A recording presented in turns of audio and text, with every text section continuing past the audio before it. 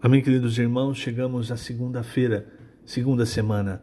Essa segunda semana, o título geral é A Verdade do Evangelho. O título desta segunda-feira, Não ceder às pressões e às influências da prática da lei. E o versículo é Gálatas 2:20. Logo, já não sou eu quem vive, mas Cristo vive em mim. E esse viver que agora tenho na carne, vivo pela fé no Filho de Deus que me amou e a si mesmo se entregou por mim. Senhor Jesus, obrigado, Senhor. Obrigado por mais um dia. E obrigado porque hoje nós podemos viver em Ti e por Ti. O Senhor morreu para nos desarraigar deste mundo perverso e para que tivéssemos uma vida em novidade de espírito, em novidade de vida. Não mais presos às coisas da lei, às coisas da religião, às coisas do mundo, mas em santificação, recebendo a Tua palavra e cada vez mais nos enchendo de Ti e da Tua vida. Obrigado, amado Senhor, que toda essa revelação que o Senhor tem nos dado, com tamanha misericórdia, através da Tua palavra, nós possamos ser fiéis, não ceder a qualquer tipo de pressão, mas ser fiéis em levar essa palavra, essa revelação para outras pessoas, para que elas também desfrutem de um viver em novidade de espírito. Obrigado, Senhor. Jesus é o nosso Senhor. Muito bem, queridos irmãos. Nós já falamos em semanas anteriores o que aconteceu em Gálatas, capítulo 2, né? Aquilo que aconteceu com o apóstolo Pedro. É importante nós ruminarmos, nós entendermos, porque tudo que há na Escritura, para nós também é um exemplo, um modelo que traça o nosso caminho, o modelo ao qual nós devemos seguir.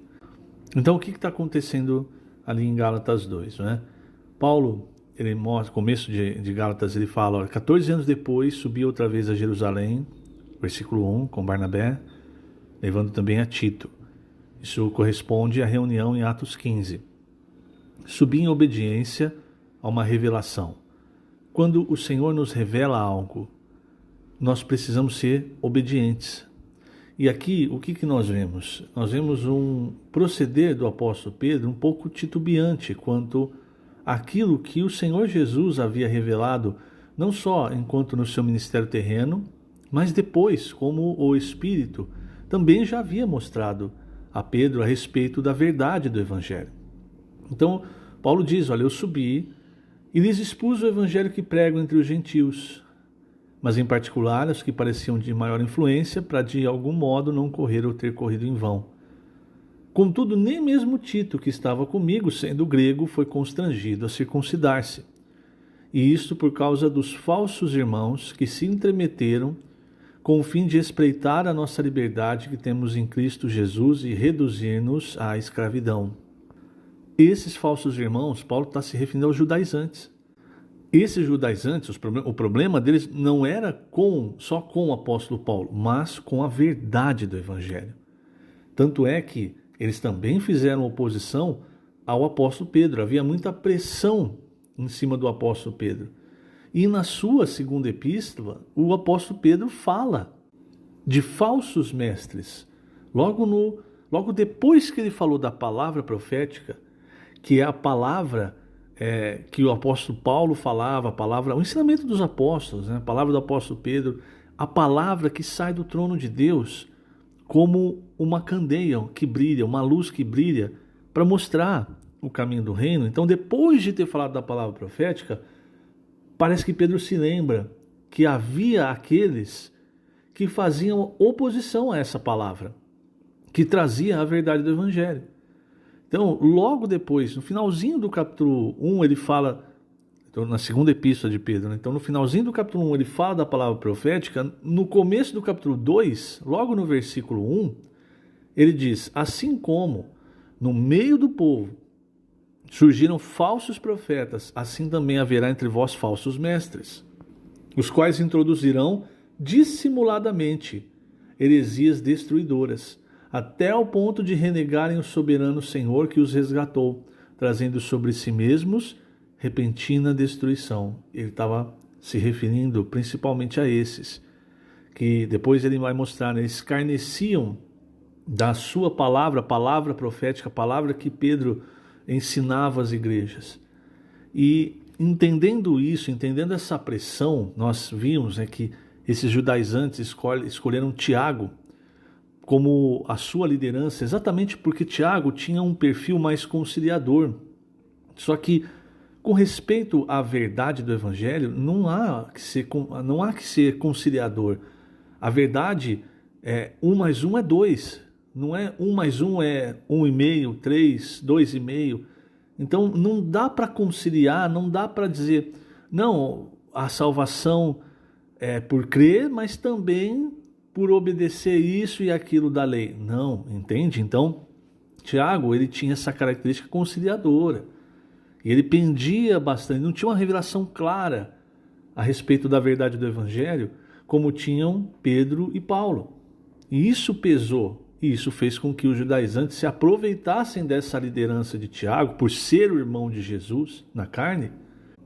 Então, eles se aproveitaram da figura de Tiago para continuamente exercer pressão sobre aqueles que pregavam a verdade do Evangelho. E isso fica muito claro no que acontece em Gálatas 2. Por quê? Vamos voltar. Versículo 4.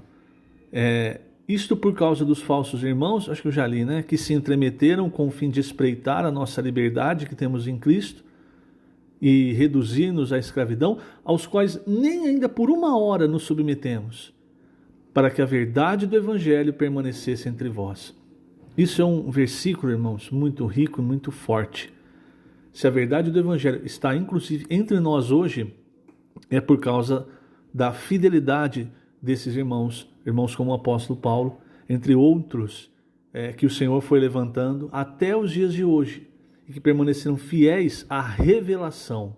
Versículo 2, subi em obediência a uma revelação. A revelação da palavra de Deus que o Senhor dá, a revelação que vai nos levar para o reino. Bom, eu queria chegar até esse versículo quando Paulo fala da verdade do Evangelho. Por quê? Aí eu vou pular um trecho, e aí Paulo, a partir do versículo 11, ele vai contar uma experiência que ele teve com Pedro, a quem ele chama de Cefas, que era o nome aramaico, né, de Pedro. Então, só para fazer esse parênteses, na época de Jesus, o Novo Testamento foi escrito em grego, mas na época de Jesus, os judeus eles já não falavam mais o hebraico do Antigo Testamento. Em grande parte, inclusive o próprio Senhor Jesus falava o aramaico. Essa língua era falada principalmente na Galileia, onde o Senhor viveu grande parte do seu ministério terreno. Então, quando fala que Cefas é Pedro. Bom, só um parênteses, né? Voltando para Gálatas 2. Então, ele diz aqui, o que o apóstolo Paulo conta? Que eles estavam em Antioquia, uma igreja, uma região gentia, uma igreja de gentios. E aí Paulo diz, quando porém Cefas veio a Antioquia, resistir-lhe face a face, porque se tornara repreensível. Quer dizer, Paulo observou um comportamento de Pedro que fez com que ele resistisse, chamasse a atenção de Pedro, porque ele havia se tornado repreensível. O que aconteceu? Com efeito, versículo 12, Gálatas 2, versículo 12. Com efeito, antes de chegarem alguns da parte de Tiago, esse Tiago é esse que nós mencionamos, o Tiago, irmão de Jesus, que tinha já grande influência. Talvez a influência de Tiago tivesse nessa época até maior que a dos apóstolos. Então, como é que os judaizantes chegavam nas igrejas gentias? Exatamente assim. Os da parte de Tiago, eles chegavam como se eles tivessem a autoridade de Jerusalém. Então, com efeito, antes de chegarem alguns da parte de Tiago, Pedro comia com os gentios. Quando, porém, chegaram, afastou-se e, por fim, veio a apartar-se, temendo os da circuncisão. Então, veja, irmãos, Pedro, ele não, apesar dele ter clareza da revelação, da verdade do Evangelho, algo fazia com que ele ainda temesse esses que vinham da parte de Tiago. Talvez Pedro ainda temesse que a influência dessas pessoas fizessem com que ele fosse morto. Então, Pedro ainda, você vê, ele tinha esse temor. E esse temor fez o quê? Ele estava comendo com os gentios e é proibido para os judeus comer com os gentios. Quando ele viu, então, chegando, quando alguém avisou, estão chegando o pessoal de Jerusalém, da parte de Tiago. Veja que Tiago é usado aqui por Paulo especificamente para dar esse contexto, porque não eram irmãos de Jerusalém que tinham clareza da verdade e sabiam que não tinha nenhum problema, mas eram esses da parte de Tiago, esses judaizantes. Aí Pedro fez o que? Ele se afastou. E aí o versículo 13, e também os demais judeus dissimularam com ele, a ponto de o próprio Barnabé ter se deixado levar pela dissimulação deles. O que é dissimular? O que é uma pessoa dissimulada? É uma pessoa que esconde as próprias intenções, os próprios sentimentos.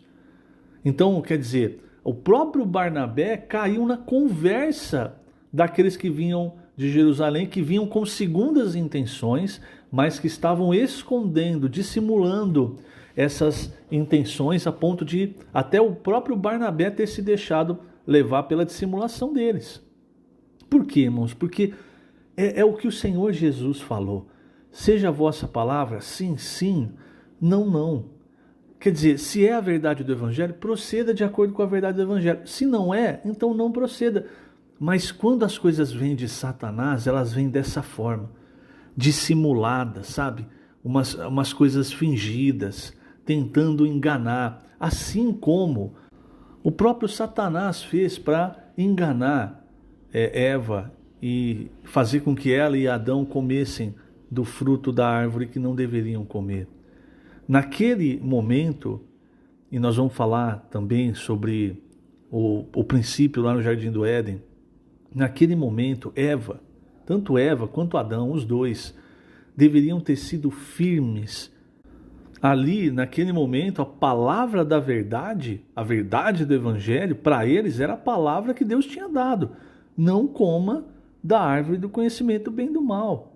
Quando você dá espaço para a dissimulação das pessoas, tome cuidado, porque na verdade, por trás dessa dissimulação, desse engano, vem a conversa, o falar do diabo, tentando tirar a sua firmeza para com a verdade do Evangelho.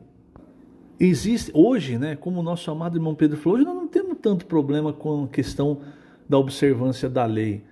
Mas há muitos outros evangelhos tentando espreitar a nossa liberdade, nos reduzir, nos conduzir de volta à escravidão. Não vamos deixar, nós vamos viver em novidade de vida. Então, voltando, o que aconteceu? Paulo falou que, a hora que ele viu essa cena, versículo 14, quando porém vi que não procediam corretamente segundo a verdade do evangelho, disse a Cefas, na presença de todos, se sendo tu judeu, vives como gentio e não como judeu, por que obrigas os gentios a viverem como judeus?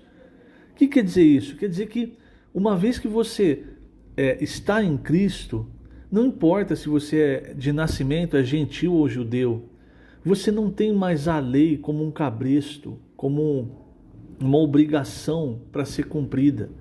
Agora você é livre para viver em Cristo, sem obrigação, sem regras, E aí Paulo ele fala isso para Pedro. E fala na frente de todo mundo. Pedro, ele tomou essa repreensão na frente de todos. Versículo 16. Sabendo, contudo, que o homem não é justificado por obras da lei, e sim mediante a fé em Cristo Jesus. Também temos crido em Cristo Jesus para que fôssemos justificados pela fé em Cristo e não por obras da lei, pois por obras da lei ninguém será justificado. E por que, irmãos? Qual que é a importância de nós sermos justificados? É porque pela justificação nós como que voltamos para aquela esfera do Jardim do Éden antes da queda. Qual é o objetivo de Deus ao criar o homem, Adão e Eva? Era que eles o expressassem através da sua vida, da vida de Deus, e não de um conjunto de regras. Então, pela fé, nós recebemos a justificação. E essa justificação também nos deu a vida de Deus. E agora nós somos livres para ser governados pela vida de Deus, seguindo, logicamente, a sua palavra. Porque Deus não deixou as coisas no ar. Deus deu desde o começo. Deus deu a sua palavra para guiar o homem. Deus deu a sua palavra e deu para o homem um espírito humano, o fôlego de vida, algo que veio de Deus, para que uma vez que essa palavra, que o homem recebesse essa palavra então se tornasse espírito e vida, como de fato é a palavra de Deus, e o homem passasse a ter um viver não simplesmente por regras, mas um viver livre, um viver cheio de alegria, um viver cheio da presença de Deus. Então é isso o que a morte e a ressurreição do Senhor Jesus nos trouxe. Mas em contrapartida, o que Satanás queria com esse discurso dos judaizantes? Fazer com que os gentios voltassem, fossem, na verdade, se tornassem escravos da lei, escravos de regras. Porque se você tem regras a seguir, você não precisa de Deus. E não é isso que Deus quer. Antes de dar a lei, no capítulo 19 de Êxodo, o Senhor falou: se vocês seguirem a minha palavra, vocês vão ser um povo, o meu povo, um povo de propriedade particular, peculiar. E eu tirei vocês do Egito para vos achegar a mim, para ser um povo, para nós termos comunhão. Quando você tem um conjunto de regras, você aqui na terra e Deus lá no céu. Você não precisa perguntar nada para Deus. Mas quando você é governado pela vida, tudo que você vai fazer, você vai até Deus. Você participa a Deus, você quer ter comunhão com Deus, você quer que o Senhor, que tudo seja feito pela vida, pelo Espírito de Deus. E isso é o que Deus quer também. Então é importante, irmãos, nós entendermos isso, porque senão, hoje também nós podemos criar um monte de regras que nos afastam de Deus, ao invés de nos aproximar de Deus e fazer com que a vida de Deus governe a nossa vida. Eu vou terminar lendo aqui, na página 22, o primeiro parágrafo, que fala exatamente sobre isso. O tema dessa semana é a verdade do Evangelho. Na criação, quando Deus soprou nas narinas do homem o fôlego de vida, concedeu-lhe vida e sabedoria. Nossa existência, portanto, depende desse sopro que é o Espírito. Deus sempre quis dar sua vida ao homem, para ele governar todas as coisas por meio dela. Por isso, Deus colocou a árvore da vida no jardim do Éden, para que o homem a escolhesse. Contudo, por sua desobediência, ocorreu a maior tragédia da humanidade. A morte e o pecado entraram no mundo. A fim de guardar o homem do pecado, Deus enviou a lei, que serviu de aio até que viesse Cristo. Em Cristo, o homem é justificado pela fé.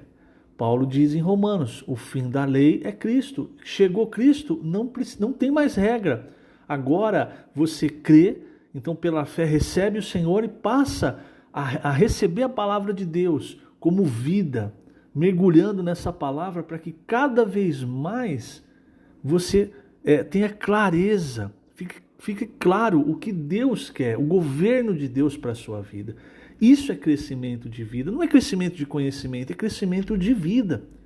De modo que a vida de Deus passa a governar a sua vida, e aí a vida da sua casa, a sua família, enfim, do lugar onde você está. É esse o caminho que Deus quer para todos nós. Que o Senhor te abençoe grandemente nesse dia. Lembrando, estamos colocando essas gravações no canal do YouTube da Igreja em Ribeirão Preto. Jesus é o Senhor.